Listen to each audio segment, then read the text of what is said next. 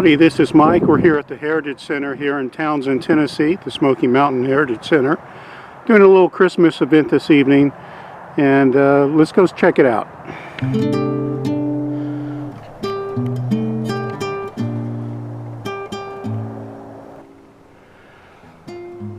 This is Mike at the Heritage Center. We're here at a Smoky Mountain Christmas, and everything's decorated, but decorated in the style maybe you would have seen 100 to 150 years ago.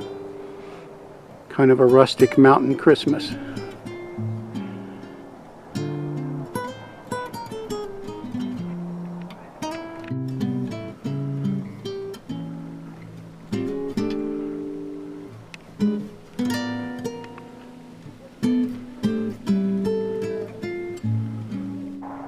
This is one of the outbuildings here at the Heritage Center. As I recall, this was the old Mountville stage station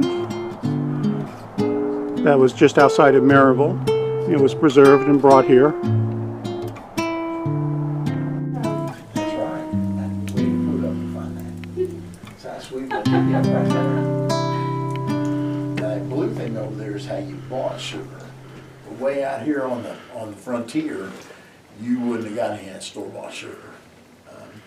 The black thing over there is tea, and that's something else you wouldn't have got over here. So if you got that is, and you had to have that because you didn't have a refrigerator. That's the only way you could preserve your food. And that corn, you took the kernels off of your corn right here, put them in your skillet, and cooked them over real low heat, and a little bit of oil, and you get what's called parched corn. You ever eaten corn nuts? Yeah. It's kind of like a corn nut. And it'll basically last forever. I have some.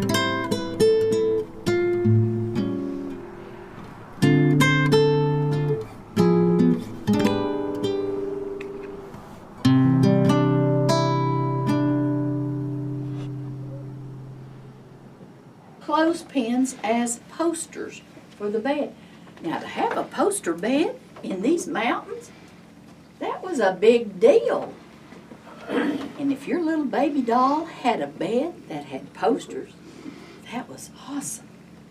And you see the feet of the bed are up on little spools of thread. Now the child would have been responsible for making the mattress and the pillow for her baby, and probably a quilt, a little small quilt. So she's learning to sew and put things together. Now, coonskin cap. Oh, you know, we did a lot of coon hunting in these mountains. We loved coon. Well, we took the tallow from the coon. We made our tallow candles. That way we could save our hog fat to cook with. But if we were running out, we would cook with the coon fat too. Now, we tanned the hides and we made our little boys coonskin caps to wear. Keep them warm. Now I want you to look up here. This is a rag doll. The tree's beginning to droop a little, so our Angel's not as tight and straight as she used to be. But we would save all of our rags, and if we didn't give them to the rag man, we would make our rag dolls out of the rags. And then the grandparents and the fathers would a lot of times make little cabins like this. They would even dovetail the little twigs for the little boys to play with. Now, let's see. The little horse, it was made for a little toddler to sit on. Okay, now I have done this presentation. If you all haven't heard this yet, I've been making some cookies in this Dutch oven. I'm going to hold up this little Dutch oven. You know what the Dutch did? They put feet on all their cooking pots. Now, having feet on a pot was a smart thing. Other cultures picked up that idea. Now, you could put your hot coals under there, and you could cook without having to have a trivet or a crane. If you had feet over pots. So I've been baking these cookies here. And these are molasses cookies. But you know the important thing are these 3 little flat river rock in the bottom of that pot. Now that's what holds these cookies up to keep them from burning. That lets air circulate around just like the racks in your oven do. Is that a metal plate? It's a pizza pan. Sorry. It's metal. It's not historic. So back in the 1600s, 1700s, even the 1800s, up to the very end of the 1800s, nutmeg is the spice of choice for Americans. Now, even when they traveled, they'd take their little graters with them. You can put your nutmeg in the top here, store it. So when you're ready to eat, you would take your nutmeg, grate it, and then shake that on your food. People loved nutmeg, but it's also a status symbol because you can afford nutmeg. Now, the latter part of the 1800s, cinnamon becomes the spice of choice. Do you know why? Why? You can find it in tree bark. Well, yeah, but it comes from Indonesia. It's because of this, Coca-Cola. The 2 main flavors in a Coke, cinnamon and vanilla. Everybody loves the taste of Coca-Cola. It starts out as a medicine. It has medicine in it. The doctor that created it said, I think I could make more money if I don't put that expensive medicine in. I'll just sell it as a soft drink. But he says, I'm going to do like the Heinz 57 company. They are the first to put their product in a clear glass bottle so people can see what they're buying. Now, ketchup used to come in something like this, only it was a bottle, stoneware. But the ketchup used to be made of mushrooms and fish, but when people started eating tomatoes, they started making it out of tomatoes. Tomato ketchup. Look at the beautiful color of that tomato ketchup. People have to see this. They went to a clear glass bottle. Coca-Cola wants to do the same, but they want a distinctive shape.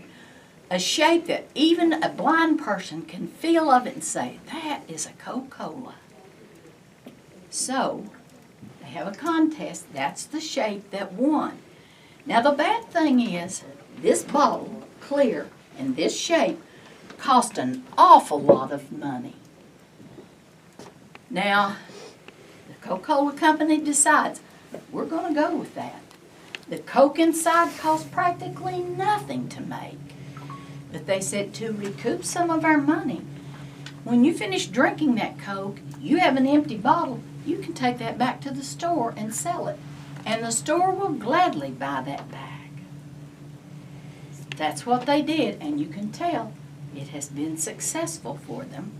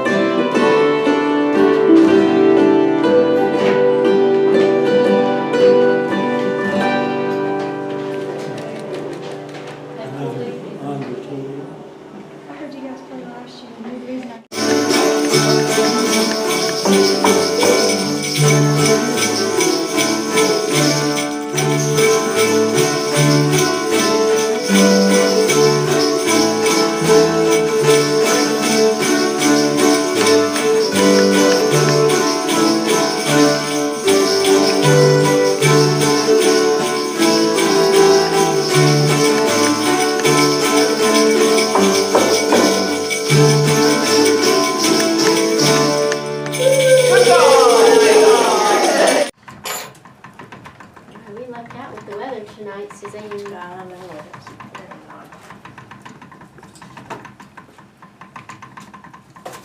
What part of Seymour was this, where? Do you know where Ella Joy Road is? Oh, yeah, I live right off Eljoy. Okay, Walter Davis Road.